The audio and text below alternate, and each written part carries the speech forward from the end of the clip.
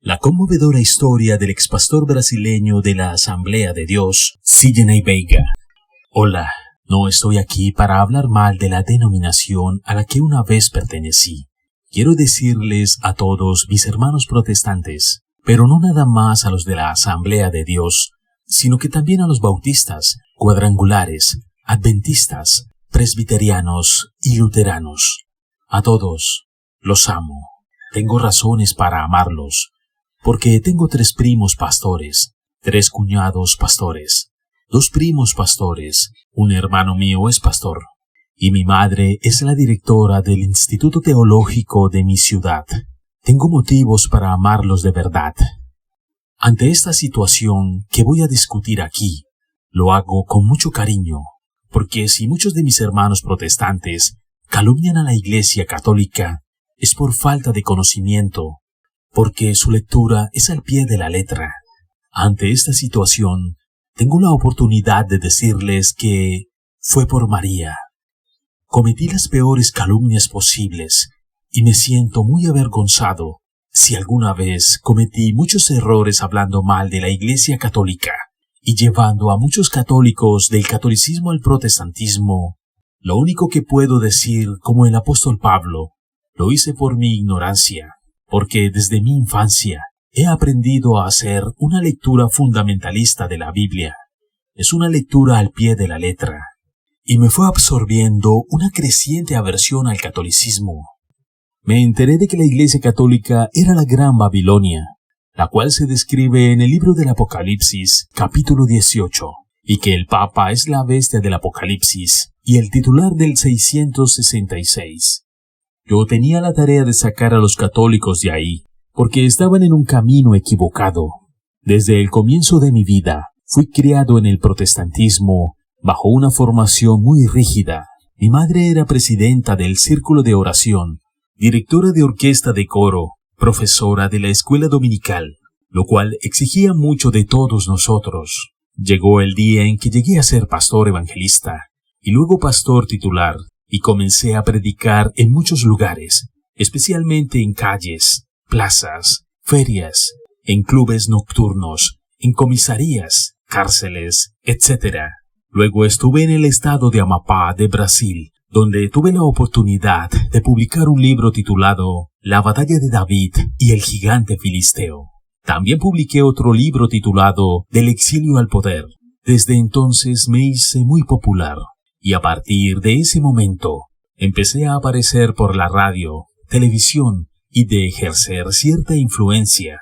Tenía un gran deseo de hacer el trabajo de recuperación de los jóvenes delincuentes en la ciudad de Causoene. Un día, al llegar a la radiodifusora, como a las 11:30, estaba un hermano quien me esperaba y que sabía de mi gran deseo de ir a esa ciudad, a realizar trabajos que he mencionado. Él me dijo: mañana viajaré a una reserva de oro cerca de aquella ciudad, y si usted quisiera ir, yo lo dejo allá, y cuando regrese por la noche, lo recojo y lo traigo de vuelta. Le dije: no por ahora, pues estoy sin recursos, y no tengo dinero para hacer eso ahora. Y me contestó: pero pastor, ¿no es el Señor que dice que para hacer la obra de Dios no se necesita dinero? Antes de esto, a mí nunca me gustó ser desafiado por nada, sobre todo para hacer alguna cosa para Dios, y le dije a él: puede pasar y nos vamos juntos. Aquel día yo solo traía 14 reales, pues había pagado 86 reales al programador de la radiodifusora. Como tuve que hacer un trabajo grande, parecía una broma viajar a aquella ciudad solo con 14 reales, y aún así fui. Llegamos a las 9:30 de la mañana, y él me dejó frente a una cascada cerca de la entrada de la ciudad para recogerme por la noche. Al llegar, yo tenía la idea de ir a la casa del pastor, decir mi proyecto, y con certeza yo tendría cama, mesa y baño hasta la hora de volver. Y entonces hasta podría conocer la ciudad. Ese era mi plan, pero no sabía que el plan de Dios era otro en mi vida. Y tuve la certeza cuando llegué, después de informarme dónde era el templo de la Asamblea de Dios y la casa pastoral. Al llegar allá y saber que el pastor había viajado con su esposa y con su hija a otra ciudad, Me quedé con miedo y decepcionado, pues no conocía a nadie. Aún así, yo di una vuelta por la ciudad. Conversé con varias personas diciendo lo que yo era y lo que pretendía hacer en esa ciudad. Alrededor de las 11:30 de la mañana, yo tenía mucha hambre, cansado y con sueño. Comencé a salir de la ciudad. Cerca de unos 200 metros, fui a descansar debajo de un árbol, pues el coche solo vendría hasta la noche y así podría descansar un poco. En aquel momento comencé a hacerme cuestionamientos y pensé, Dios mío, ¿por qué tus hijos tienen que sufrir tanto?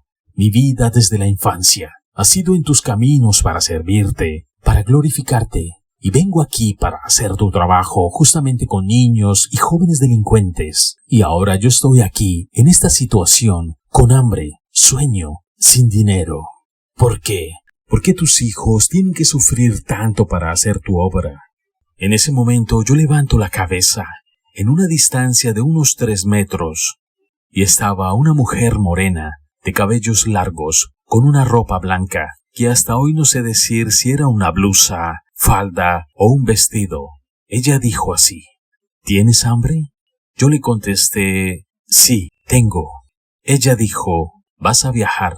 Se aproximó, colocó algo en mi mano derecha, pasó por mi lado izquierdo y ya no habló nada. Cuando abrí la mano, era simplemente un billete de 50 reales. Al ver aquello, yo me caí de rodillas llorando. No vi cómo esta mujer apareció y desapareció. Mientras yo estaba de rodillas llorando, iba saliendo un coche de la ciudad, yendo hacia Macapá. Era un Chevrolet de los años 20, de un señor muy conocido, el señor Jacob. Cuando él me vio, paró el coche bruscamente y dijo, Pastor Sidney, ¿qué le pasó? Yo dije, nada. ¿Cómo que no le pasó nada? Dijo él, usted está llorando. Si va para Macapá, yo le doy un aventón. Fue el segundo milagro que me ocurrió. Le conté lo que había acontecido, y él comenzó a llorar. Él es católico. Entonces me dijo, yo sé lo que le pasó, pero no me adelanto a hablarle de esas cosas, porque sé que no va a creerlo. Llegué a las 8 de la noche y le conté todo a mi esposa, e inmediatamente después fui para la iglesia. Le conté todo al pastor Moisés, al pastor Natanael, al pastor Sebastián. En esos momentos yo no podía hablar sin llorar. Ellos concluyeron, fue un ángel, fue un ángel. Pasaron 2 años, y un día fui a visitar a mis familiares en la ciudad de Santa Isabel, en Pará, donde vivía mi suegro. Ese día, 15 de diciembre, yo salí temprano por la mañana para la oración en el templo céntrico, y a las 11:30 de la mañana me detuve bajo un árbol, pues el sol estaba muy caliente, para descansar un poco y regresar a la casa de mi suegro. En la entrada de Santa Isabel de Pará se tiene la imagen de Santa Isabel de Portugal, que es la patrona de la ciudad. Me senté y coloqué la cabeza entre las 2 rodillas. Cuando levanté la cabeza y miré hacia aquella imagen que estaba al frente, algo diferente estaba aconteciendo allí. Por el frente de la imagen tenía como un manto amarillo, como si un fuego le estuviera quemando. Aquel amarillo de fuego sobre la corona de la imagen tenía un círculo rojo como un sol. Entre la corona y aquel círculo rojo tenía la letra A, un guión y la letra M. Me quedé mirando aquello por un periodo de 5 minutos. Exactamente en ese momento, un cuñado mío pasaba por allí y me ofrece llevarme en su bicicleta. Antes de ir a la bicicleta, yo volví la mirada para la imagen de Santa Isabel de Portugal, pero ya no tenía nada de diferente. Estaba del mismo modo como estaba anteriormente. Me quedé perturbado y confuso. Al llegar a la casa de mi suegro, le conté todo a mi esposa. Ella me dijo, ¿saliste en ayunas en la mañana para orar, verdad? Le dije que sí. Ella entonces dijo que el problema era que tenía hambre. Dijo que yo tenía hambre, que había andado mucho en el sol caluroso y que eso provocaba que yo viera cosas. Me di un baño, tomé café, almorcé, dormí. Por la noche fuimos a la iglesia, volvimos, cenamos y dormimos. En esa noche yo tuve un sueño, y en este sueño vi la misma cosa que yo había visto al mediodía, aquella imagen de Santa Isabel, del mismo modo que cuando yo estaba bajo aquel árbol. Yo siempre digo que si mi cuñado no hubiera llegado en aquel momento, no sería preciso el sueño, no habría existido. Pero como fue interrumpido, el sueño tuvo que existir, porque era un complemento de aquello que había acontecido el día anterior. La misma cosa, aquel círculo rojo, la letra A, el guión y la letra M. Y como flotando al lado de la imagen, la mujer que hacía 2 años atrás me había dado el billete de 50 reales, y en el sueño ella me dio un mensaje diciendo: yo te escogí, no temas. Tú convertirás multitudes antes del gran acontecimiento, y encontrarás a uno al que todo explicarás. A muchas luchas te enfrentarás, pero tendrás la victoria. Y por lo que tú quieres, no te preocupes, todo será resuelto. Me desperté, miré en el reloj, y eran las 3 de la madrugada. Llamé a mi esposa, la cual se despertó espantada, y le dije a ella: aquello que me pasó ayer, dijiste que era por hambre, pero ahora yo ya almorcé, ya dormí, ya cené, y pasó de nuevo todo eso. A partir de ese momento, yo ya no dormí. Cogí mi Biblia, leí alguna cosa, doblé las rodillas y me quedé orando hasta las 6 de la mañana, pidiendo discernimiento, pidiendo que Dios me iluminara para saber lo que era aquello.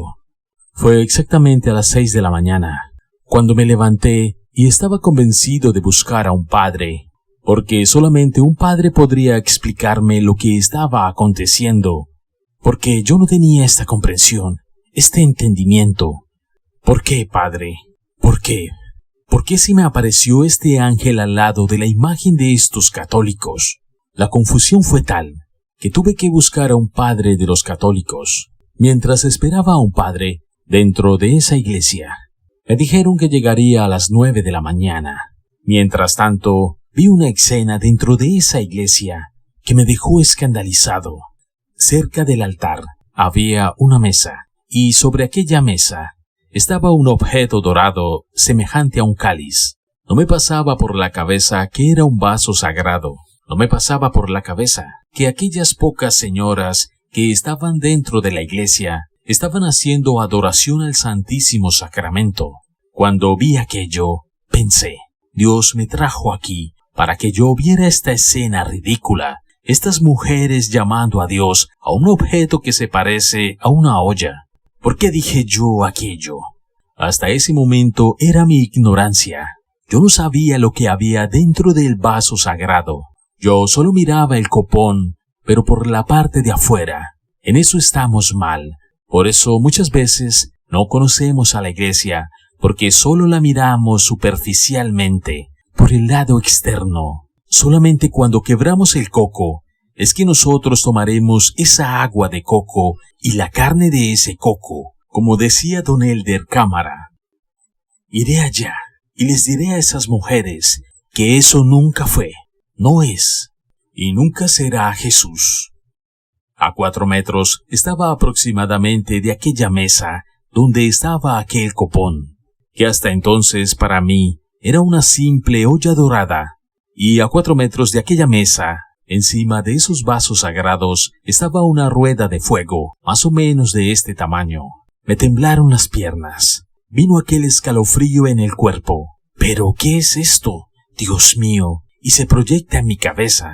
Y lo estoy viendo. Y pensé, esa es cosa del demonio, Pastor Silliney. Para que no les hables de Jesús a estas mujeres que están adorando a un objeto al que llaman Dios, al que llaman Jesucristo. Me atreví a dar unos pasos de más, y cuando estaba a unos 2 metros de distancia, para llegar a aquella mesa, las piernas se me trabaron, ni para adelante ni para atrás. Ya no tenía más firmeza en mis piernas. Las lágrimas rápidamente comenzaron a brotar de mis ojos. Me pareció como si una mano me empujaba a mí, aquí en la nuca, y caí de bruces enfrente de esa mesa. Caí llorando, dándole gloria a Dios y aleluyas, glorificando a Dios, hablando en lenguas extrañas. Era una presencia de Dios sobrenatural. Eso no quiere decir que como pastor en el protestantismo yo no sintiera esa presencia de Dios, pero lo que estaba aconteciendo conmigo aquel día era algo inédito, algo que hasta entonces jamás había vivido. Me quedé allá llorando, sintiendo esa presencia sobrenatural y disfrutando de aquel oasis, de aquel paraíso que Dios hacía sentir en mi alma dentro de aquella iglesia católica, apostólica, romana. Fue exactamente aquel día, el primer día que entré en una iglesia católica, el día 16 de diciembre de 1998. Tuve la plena certeza que Jesucristo ha estado siempre vivo, con poder y con gran gloria. Cuando me levanté de ahí, estaba claro en mi corazón: jamás, jamás, jamás volveré a decir, yo estoy salvo. Quien está en mi iglesia está salvo. Los católicos están todos en el infierno. Dios me daba la gracia de saber que Él estaba ahí presente. ¿Y cómo no poder estar en una iglesia que Él mismo fundó? En una iglesia en la cual dijo a Pedro: tú eres Pedro, y sobre esta piedra edificaré mi iglesia, y ni las puertas del infierno prevalecerán contra ella. Días después, me encontré con el padre Claudio de Sousa Barradas, quien me explicó muchas cosas. 17 de diciembre de 1998, a las 10 de la mañana, 2 pastores llegaron a la residencia de mi suegro para que me llevaran hasta San Luis de Maranhão. A las 4 de la tarde, ya estábamos en la ciudad, en el estado de Maranhão. Acordamos visitar al pastor de aquella ciudad, e inmediatamente al llegar, cuando el pastor me vio, dijo: pastor, estamos iniciando un trabajo hoy, y el pastor que vendría a dar la predicación acaba de llamar diciendo que no podrá venir, y fue Dios quien lo mandó aquí. Yo le dije: no, pastor, no podemos quedarnos, nosotros vamos de viaje, y necesitamos llegar rápido a San Luis, porque mañana tenemos que predicar allá. Él dijo: puede salir de aquí hasta las 10 de la mañana, y puede llegar a San Luis, no es puntual. Predique usted aquí. Lo acordamos y nos quedamos en la ciudad. En esa noche yo prediqué. Fue la última vez que saqué a católicos del catolicismo para el protestantismo. En la mañana siguiente, nosotros estábamos a la mesa para tomar café, cuando alguien golpeó la puerta. El pastor fue a ver y era un muchacho con el siguiente recado: pastor, es para usted, para que vaya a la casa de mi tío, porque tuvo un problema serio allá. El pastor dijo así: yo no puedo ir, porque tengo visitas. Ante eso dije: pastor, si me lo permite, yo iré con el muchacho. Él dijo: usted sabe que con tal de que esté aquí antes de las 10 para regresar. Cogí la Biblia y acompañé a aquel muchacho. Cuando llegamos, se abrió la puerta y su tío vino a atender. El muchacho dijo: el pastor que vino fue este, el otro no puede venir. Y aquel señor fue inmediatamente a traer a su esposa. Ella estaba con el cuerpo lleno de hematomas, inclusive el ojo de ella estaba casi saliéndose del cuerpo. Él dijo así: le mandé llamar, pastor, para que haga una oración de liberación. Lo que estamos viendo son muchas bofetadas que le he dado a ella. Nosotros ya habíamos discutido mucho antes, pero nunca había ocurrido esto. Pero de hoy en adelante, por lo que pasó, tengo la plena convicción de que si continuáramos juntos, la mataría. Y para que eso no ocurra, yo quiero que usted haga una bendición de separación, para que vaya bendecida para un lado y yo para otro. Comencé a hablarle sobre el perdón, sobre la misericordia, la tolerancia, el amor. Pero en medio de mis palabras, aquel hombre me interrumpió y dijo: pastor, pare de hablar. Nosotros ya decidimos que nos vamos a separar. Solo queremos su bendición y una oración. Yo cogí la mano de él de un lado y a ella del otro y comencé a hacer una oración. En medio de aquella oración, yo sentí que algo cayó sobre mis manos. Al abrir los ojos, ellos estaban llorando y yo proseguía aquella oración. A finales de aquella oración, ellos se abrazaron llorando y dijeron que ya no se separarían, que yo había sido un ángel de Dios enviado a aquella casa y que los uní nuevamente. Aquel conflicto había servido de cimiento para una nueva construcción matrimonial. Aquel fue un momento muy fuerte de gran emoción y las lágrimas salieron de nuestros ojos. Nosotros vimos sin duda una manifestación de la presencia de Dios.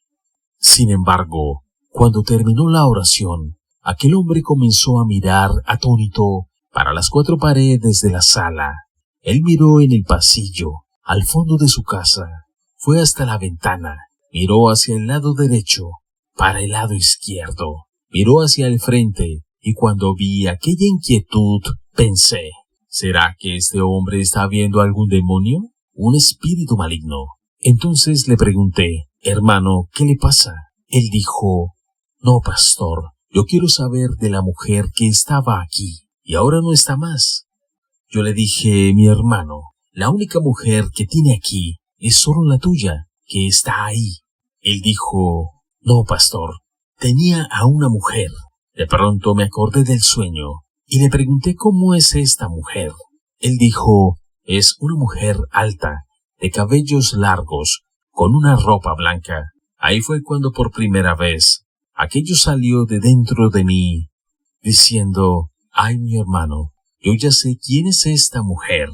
Esta mujer es María, es Nuestra Señora, que anda conmigo para todos lados a donde voy. Porque ella es así. Ella aparece, resuelve el problema, se retira y me deja solo. Él dijo, ¿eso es cierto, pastor? Y le respondí, ¿qué acaso no fue usted quien vio a la mujer?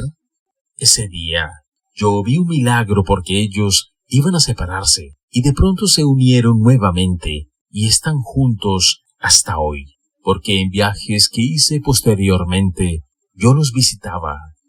Por la característica que él me dio, fue la misma mujer que me había dado el mensaje en mi sueño y la misma que me dio el billete de 50 reales. Yo salí de inmediato para la casa pastoral.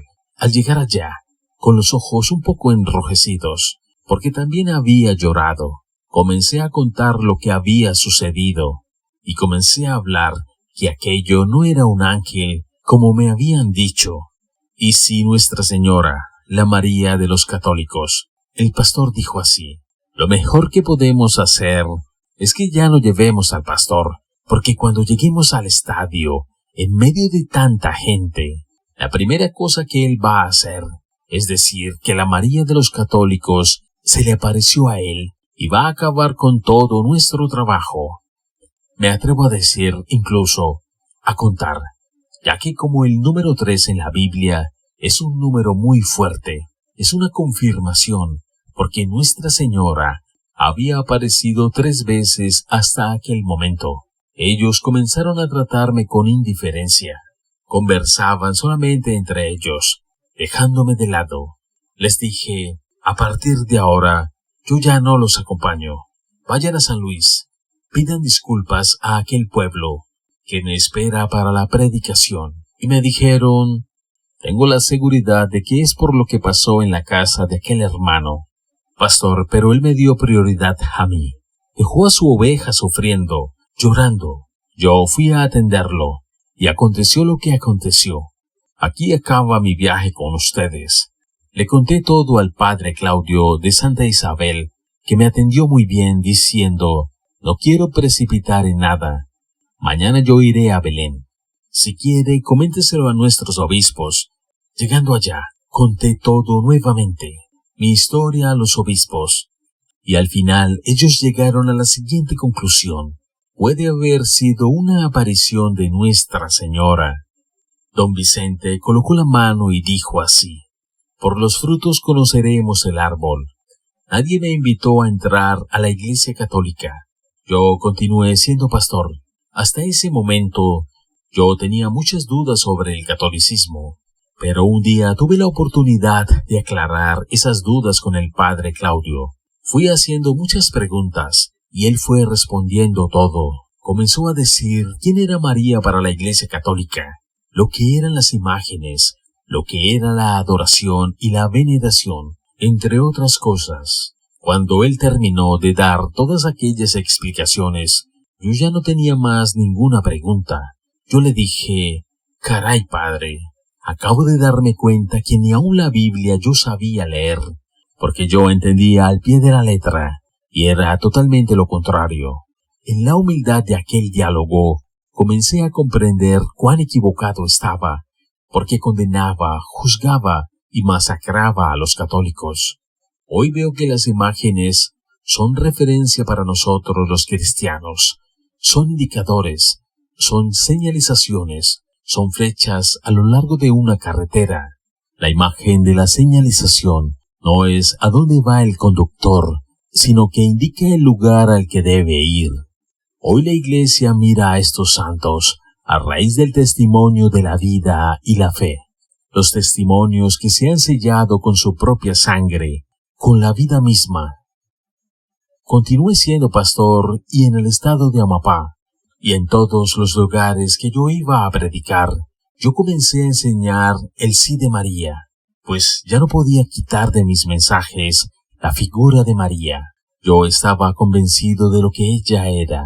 Comencé a ver a los católicos de otra forma y leía muchos libros sobre María, lo que era el catolicismo y muchas otras cosas. Fue a partir de ahí, cuando yo estaba predicando este nuevo mensaje, que la convención del ministerio al que yo pertenecía me llamó para que yo me retractara y dejara de predicar la doctrina de los católicos, pues si no sería alejado de las funciones pastorales. En aquel momento, cuando me dieron la palabra, me levanté y dije, hoy estoy siendo interrogado, porque estoy predicando sobre el sí de María, y sin embargo, quiero hacer una pregunta. Porque nosotros enseñamos sobre todos los hombres y mujeres que la Biblia habla. Predicamos sobre Moisés, sobre Noé, Adán, David, Salomón, Pedro y decenas de otros que fueron grandes hombres de Dios, pero fueron grandes pecadores. Muchos cometieron pecados de adulterio, quitaron la vida de otros. Algunos traicionaron al propio Cristo, y aún así, con sus testimonios de vida, nosotros llevamos a muchas personas a Jesús, y muchas a que se conviertan. Buscamos seguir el ejemplo de ellos. Sin embargo, ellos tuvieron grandes fallas y grandes momentos oscuros.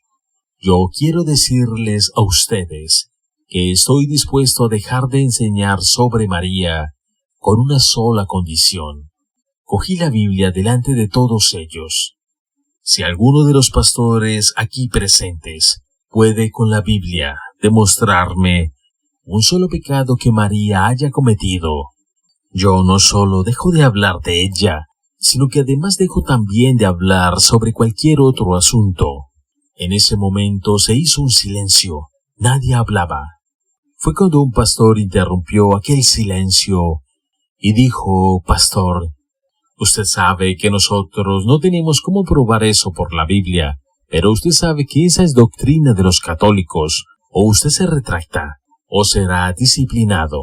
Ahí fue cuando dije, si yo tengo que tomar una decisión entre continuar siendo pastor y hablar del sí de María, pues yo dejo de ser pastor hoy y voy a continuar predicando el sí de María que ella dio a nuestro Dios.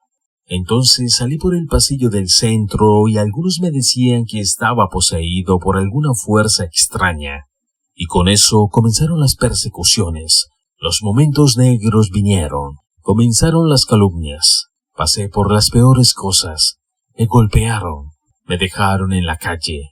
El padre de la ciudad me dijo, pastor, debe irse de aquí. Si no, alguien va a matarlo en este momento.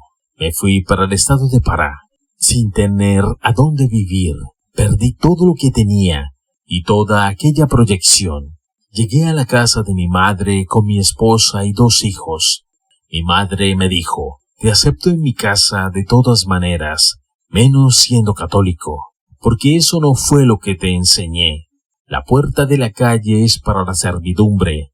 Salí de la casa sin la bendición de mi madre, y mi esposa dijo, vámonos a Santa Isabel de Pará. Como yo tenía un cuñado que era pastor y vivía allá, Yo pensé, mi esposa va a pedir un lugar para que nos quedemos algunos días.